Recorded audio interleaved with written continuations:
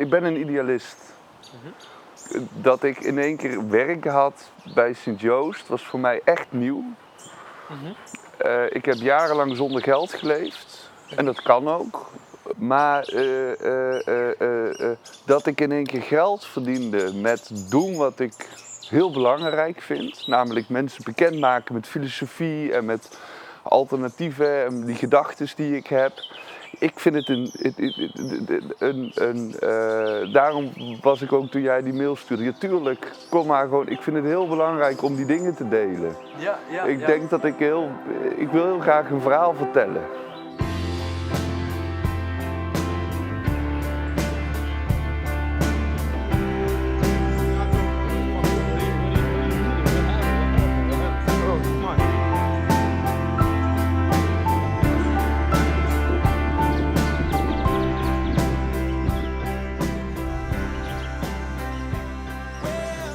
Ja, Stadsemade is eigenlijk, we noemen het altijd een soort cultureel ecodorp op wielen.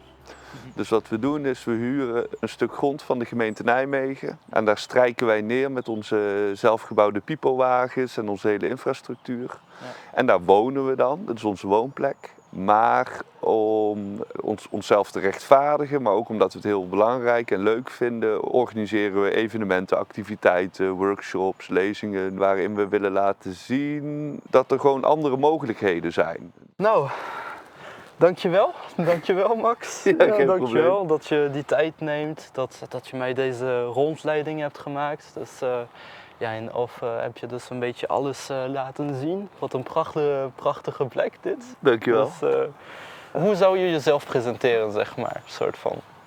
Oef. Ik zeg altijd dat ik Max ben. En misschien dat ik bij de Stadsemade woon. Dat zijn de twee belangrijkste dingen, denk ik. Ja. En dat ik heel veel van boeken hou. Van filosofie, van theorieën, van nadenken. Ja.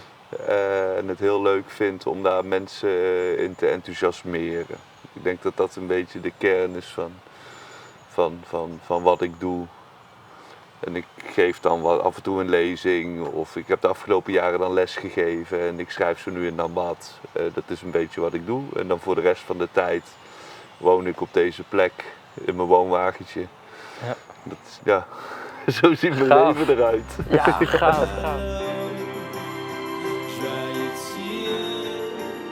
Mijn intuïtie is dat hoe meer mensen angst hebben over het algemeen, hoe meer ze echt tijd besteden aan het hele functionele, zeg maar. Ja.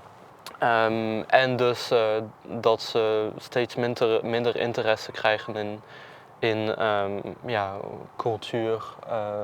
Wat ik ook begrijp, inderdaad. Ja, ik weet niet of je die... tot op zekere hoogte. Want ergens is het wel interessant dat als het juist...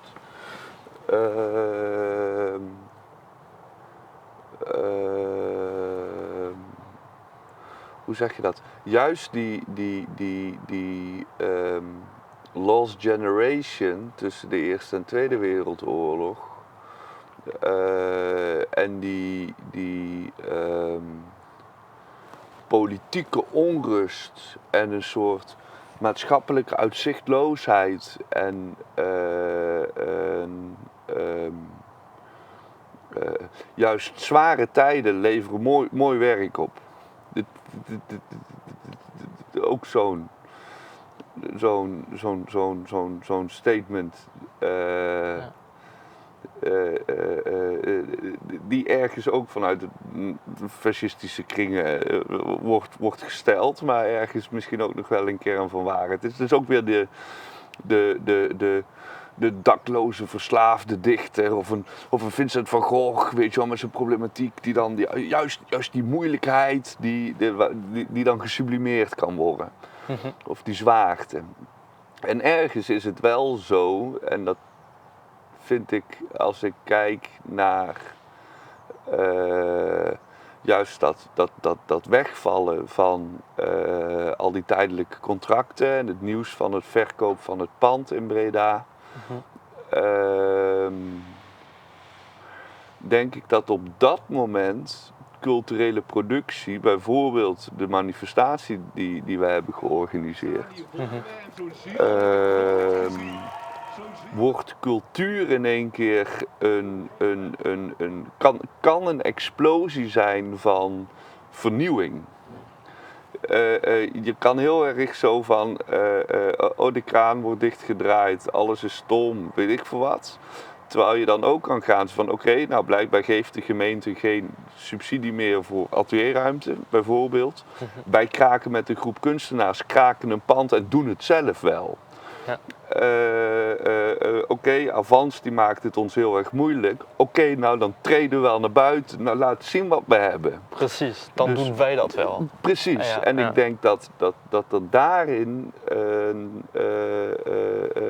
een vitale kracht zit. Ja. Dat juist door dat tegenwerk. Ik wil niet zeggen dat ik direct voorstander ben van werk alle kunstenaars tegen, want dan krijg je goed werk. Dat snap ik ook wel. Maar als dit de maatschappelijke realiteit is waarin je bent, dan is het wat mij betreft, of vind ik makers die daar juist op reageren, vind ik vaak interessant. Ja. En dat hoeft dat niet direct te zijn vanuit een echt heel direct politiek motief. Mhm. Het is niet dat je dan meteen maatschappelijk georganiseerde kunst moet gaan maken over dat de geldkraan wordt dichtgedraaid. Ja. Maar echt dat naar buiten treden, wat er tijdens de manifestatie is gebeurd, Mhm. daar zie ik heel veel levenskracht in. Hier zo de nomade is ook echt ontstaan omdat wij pand na pand na pand tijdens het kraken werden ontruimd. En dat wij vanuit daar juist een bewijsdrang kregen om te laten zien wat kon. Ja. En het is heel fijn als dat dan lukt, omdat je dan ook weer kan landen. Als je de hele tijd een strijd moet leveren, dan put het je ook uit. Ja. Maar ergens juist die precaire situatie kan ook een moment zijn van vrijbreken.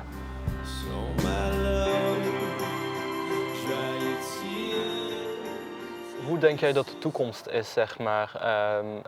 Niet alleen maar qua cultuur, maar zie jij een betere toekomst? Of zie jij het niet zo? Zie jij het zo?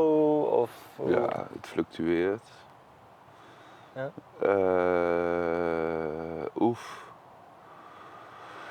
De toekomst.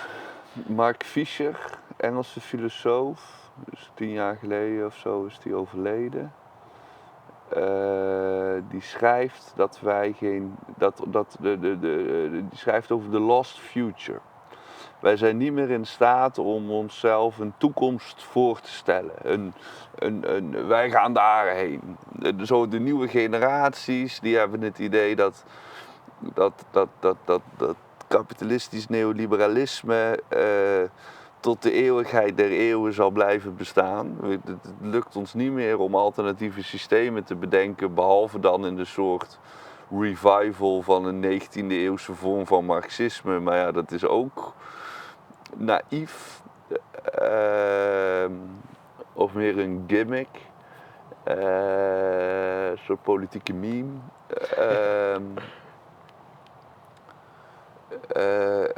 Ik merk bij mezelf dat ik het heel erg lastig vind dat ik daar ook een kind van ben. Ik denk, de toekomst, geen idee. We gaan met z'n allen ten onder. Ik denk dat er een derde wereldoorlog aankomt. Europa is, het is misschien ook wel goed ook, zijn culturele hegemonie aan het verliezen. Of in ieder geval misschien wel het hele Westen. Zowel VS als Europa wordt gewoon met de week fascistischer. Ja, ik zie dat niet organisch weer overlopen in een meer politiek van het midden. Ik denk dat daarvoor even een goede clash moet komen. En of dat die clash nou weer, weet ik wat, een paar decennia Koude Oorlog is, of dat je daadwerkelijk kogels gaat koppen aan het oostfront, dat geen idee. Maar ik denk wel dat de realiteit is van de aanstaande jaren. Ehm, ik denk dat de toename van dingen als AI en echt de accelererende technologische ontwikkeling vind ik fascinerend. Vind ik heel interessant. Het beangstigt me ook. Maar ja, af en toe moet als iets je beangstigt, moet je er juist niet van wegkijken, maar moet je gaan onderzoeken waarom vind ik dat nou zo eng. Ehm, dus ik probeer me daartoe te verhouden. Maar ja, ik heb niet het idee dat dat ook minder wordt. Dus probeer ik maar te onderzoeken zo van wat zijn nou de meest extreme vormen waarin zich dat kan ontwikkelen. En ik denk dat het heel erg de taak is van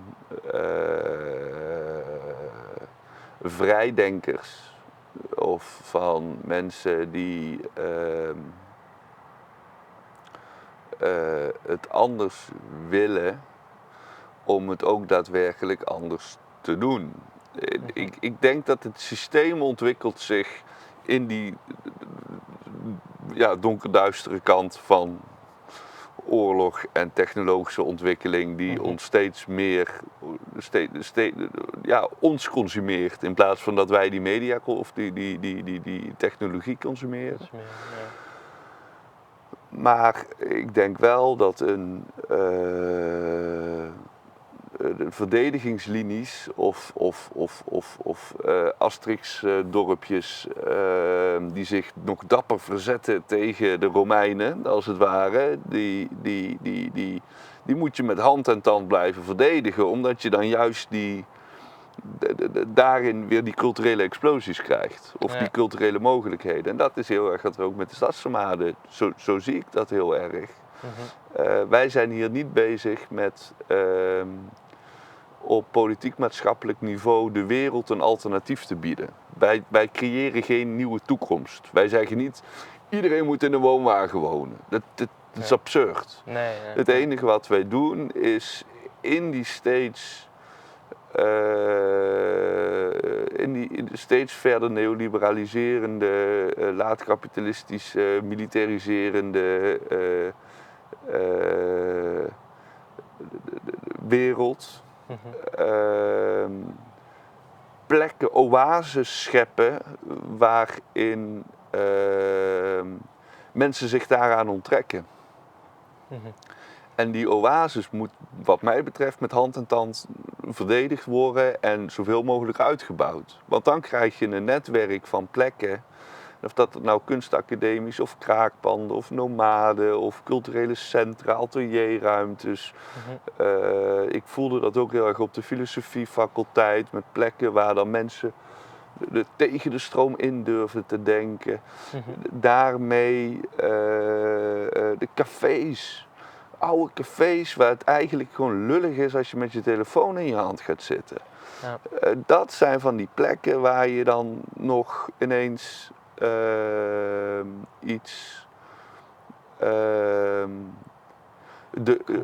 het irrationele menselijke of hetgeen dat zich onttrekt aan die ontwikkeling richting de toekomst.